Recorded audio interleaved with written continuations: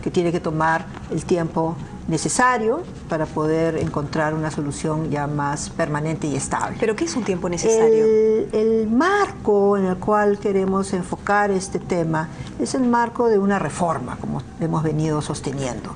Una reforma que ponga en el centro de atención al usuario. El objetivo principal que nos reclaman los usuarios, que nos reclama la población, a todos en la sociedad, es un mejor sistema de salud. Entonces, como ya es bien conocido, para diseñar los elementos principales de esta reforma tan importante, el Congreso nos ha otorgado facultades. Dentro de esas facultades, un punto de los 6 ítems que nos han otorgado la capacidad de legislar es el tema de una política remunerativa. Ahora, ¿cómo va a funcionar? Una nueva política remunerativa. ¿Cómo va a funcionar esa política? Exactamente. Una nueva política remunerativa no es un aumento de sueldo. Incluye, ciertamente, nivelación, y voy a tratar de explicar un poco los elementos de la reforma, pero quiero distinguir lo que es una reforma de la política remunerativa que tiene unos objetivos para mejorar la atención de lo que es un simple aumento. ¿Pero cómo va a funcionar? Entonces, la política remunerativa está orientada a lograr varios objetivos. Un primer objetivo tiene que ver con asociar bonificaciones a mejoras concretas del servicio. Es decir, estableceremos indicadores de tiempos de espera, grado de satisfacción del usuario con el servicio, disponibilidad de medicamentos, infecciones intrahospitalarias, es decir, un conjunto de indicadores básicos que la institución hospitalaria o centro de salud, red, microred, tendrá que cumplir para que sus trabajadores sean acreedores a una bonificación. Entonces, eso es un elemento bien importante. Otro elemento muy importante es que hoy vemos una concentración de personal en Lima y en las capitales. ¿Por qué ocurre eso? Porque en el interior del país las remuneraciones son más bajas. Entonces hay una distorsión y una inequidad.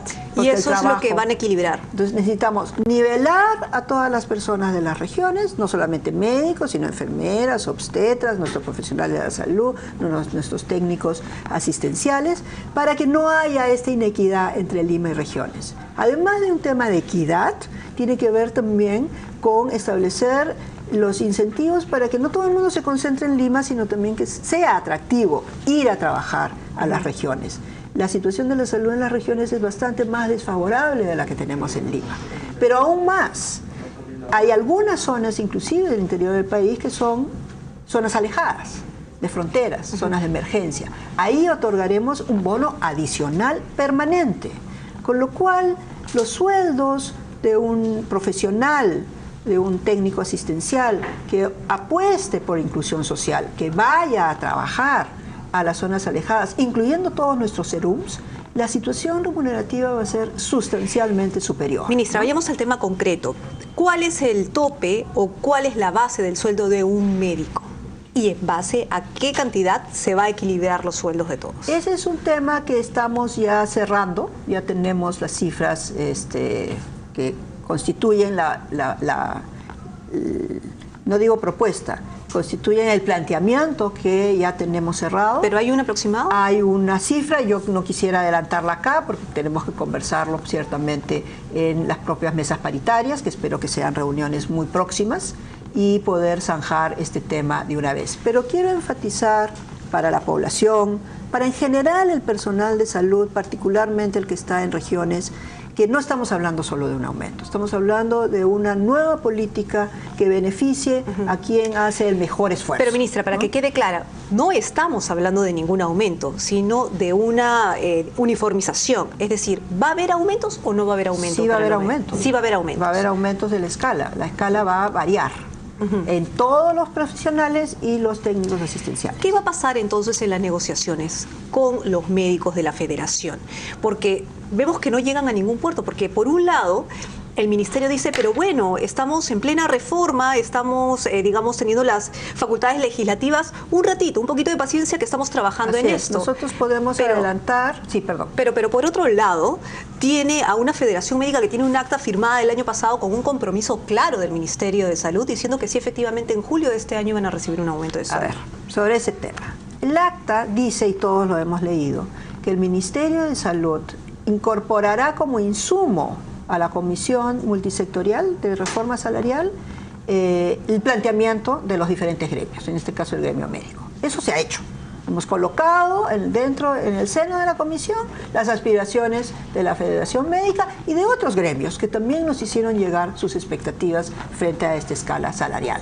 Y eso se hizo en el marco de esto que se reclama tanto, el diálogo. Escúchennos, díganos, escuchen nuestras expectativas. Eso ha sido colocado como insumo y así está en el acta. Es decir, en el acta no hay un compromiso. Un momento, ese es un primer tema. Un segundo tema es en el marco de esta comisión, la comisión que luego salió sancionada por el Congreso de la República, la voluntad del Ministerio de efectivamente incorporar en la propuesta remunerativa las expectativas de los médicos. ¿Cuándo? Esperábamos que fuera en julio. ¿Qué ha pasado? La comisión ha tenido un plazo de ley que vence el 8 de agosto y viendo que iba a haber un retraso en la vía rutinaria de enviar el proyecto al Congreso, hemos pedido facultades justamente para poder hacerlo más pronto. Entonces yo creo que el Ministerio y el Ejecutivo absolutamente comprometido con esta política de reforma, la política de reforma salarial, que no es solo un aumento, repito, y necesitamos estos 2 meses para sacar una ley. Pero para los médicos de la Federación es un compromiso y ellos esperaban en julio recibir...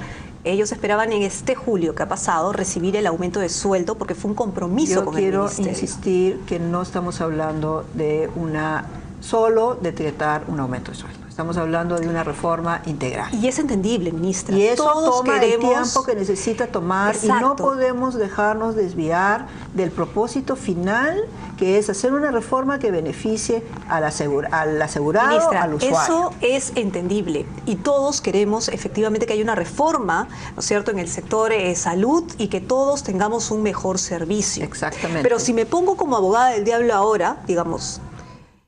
Es válido también que los médicos que tienen, no sé, pues que tienen sus necesidades, que han estudiado tanto tiempo, en fin, que tienen sus expectativas también y que han firmado un acta y que tienen un compromiso de recibir un aumento de sueldo por parte del Ministerio en julio y que no se les cumpla, ¿no es lógico que reclamen por qué no se les cumpla? A ver, nuevamente, lo que el acta dice es que el Ministerio se compromete a implementar la nueva escala salarial en julio. Implementar la nueva escala salarial supone una ley. Pero eso es un compromiso suyo. Es un compromiso del sector. No podemos cambiar la escala remunerativa si no tenemos una ley. Por eso hemos pedido las facultades. Yo creo que nos podemos encontrar. Este no es un tema que no se pueda resolver. Hemos estado en mesas paritarias, el Ministerio con la Federación, tratando de encontrar una solución a este impasse temporal.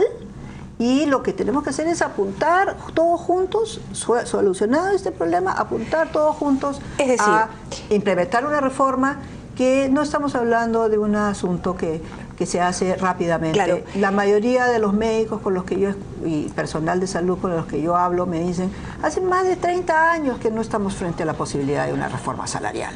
Más de 30 años esperando equidad para el profesional que trabaja en las zonas de fronteras. Más de 30 años la gente preguntándose por qué Lima gana más y no podemos esperar un par de meses. Ahí está, usted les está pidiendo a los médicos un poquito de paciencia, ¿no es cierto? Un poquito de paciencia. Sin embargo, tenemos a un presidente, Ollanta Humala, que sale y dice, no si me permite, lleva a nada. Muy bien, pero tenemos a un presidente, Ollanta Humala, que sale y dice que estas son bravuconadas por parte de la Federación. ¿Eso ayuda? Lo que dice el presidente es, y yo por supuesto lo ratifico y lo respaldo, es que no podemos centrarnos en el tema del aumento y julio como si fuera todo el propósito del cambio en salud. El cambio en salud es mucho más que eso y tenemos que poner todo de nuestra parte. El camino que viene de la reforma no es un camino fácil.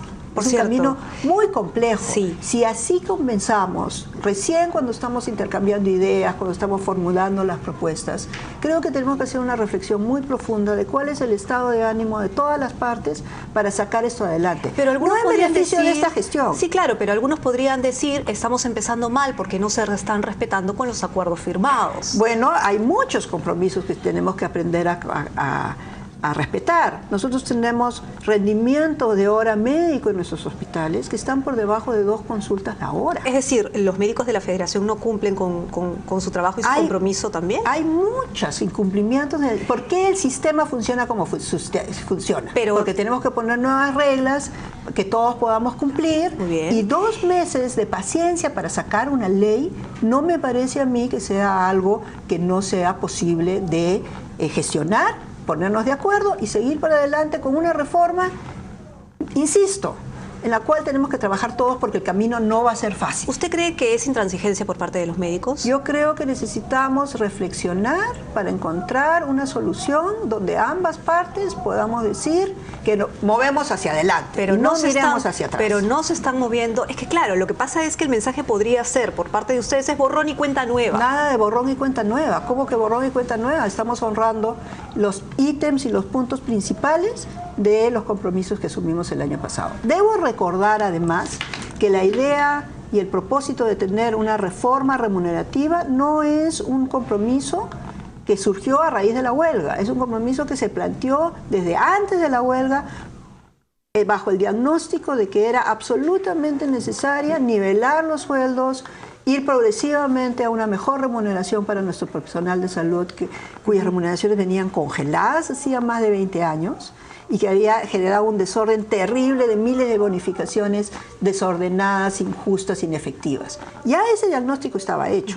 Planteamos la escala remunerativa nosotros y en ese camino estamos. Vuelvo a preguntar, ¿ayuda que el presidente Ollanta Humala, cuando se está buscando estas mesas de diálogo, diga que son bravuconadas lo que están haciendo los médicos? Lo que pasa es que estamos todos pensando en el bienestar del paciente. Restricciones a la atención del paciente en este momento es algo que preocupa no solamente al Ministerio de Salud, sino a todo el Ejecutivo. Y eso es lo que tenemos que resolver. Bueno, pero si nos ponemos en el tema de inclusión social y en igualdad de condiciones, los médicos también tienen problemas al interior, como una falta de infraestructura. Por ejemplo, aquí Malú Rospigliosi menciona cómo resolverá en su reforma las malas condiciones laborales en los hospitales del MINSA, por ejemplo. Efectivamente. Por eso es que, insisto, no se trata de un aumento solamente, se trata de una reforma de la política remunerativa, pero aún más. El centro de la reforma no es la reforma remunerativa. El centro de la reforma es la organización de los servicios, infraestructura, equipamiento.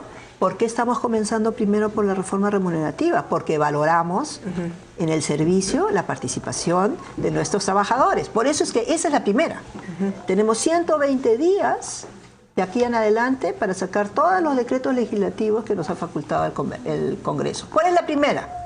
A la que estamos dándole prioridad, la reforma remunerativa. Ahora, pero entendemos que no solo eso va a resolver, como bien se señala, pero es un tema importante, ¿no? Porque tenemos a varios médicos en huelga, ¿no es cierto? Muchos pacientes que no pueden recibir su tratamiento, porque todo es una cadena. Si no hay médicos, no hay pacientes que reciban el tratamiento, ¿no es cierto?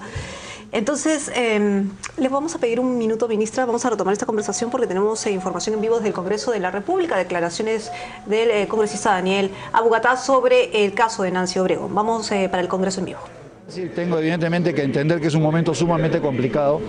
Espero que todo esto sea aclarado, pero hay evidencias e indicios de que dicen lo contrario y ya será el Poder Judicial quien tiene que resolver, ¿no? A ver estas evidencias, ustedes se sentirían obviamente decepcionados. No solamente decepcionado, frustrado y traicionado, ¿no? ¿Cómo puede ser una experiencia para seleccionar mejor a los cuadros que integran una plancha al Congreso? Esa es la pregunta del momento. Yo me alegro que el Ministerio Público, el Poder Judicial, la Policía de Investigaciones hayan llegado a esto. Me encantaría que tengamos lo mismo en los casos de los vínculos de Alan García con los narcoindultos. Me encantaría que se aclaren los vínculos de la señora Keiko Fujimori con los Sánchez Paredes. Me encantaría de que también llegue a esta instancia las investigaciones al señor Kenji Fujimori por tener en sus almacenes cocaína. Entonces, yo creo que hay que reconocer el golpe que recibimos como partido, pero creo que la sociedad merece el mismo tratamiento con todos los partidos políticos que tienen ruidos. No olvidemos el fujimorismo, desde la cocaína en el avión de Fujimori, las relaciones con los Sánchez Paredes, el financiamiento. Entonces, creo que ha llegado el momento de que toda la sociedad, así como se indignaron por la repartición Martija, creo que es el momento de llamar la atención para que todos los estamentos de la Policía Nacional, las policías de investigaciones, el Ministerio Público, el Poder Judicial pongan toda su atención a este problema. Recibir el golpe del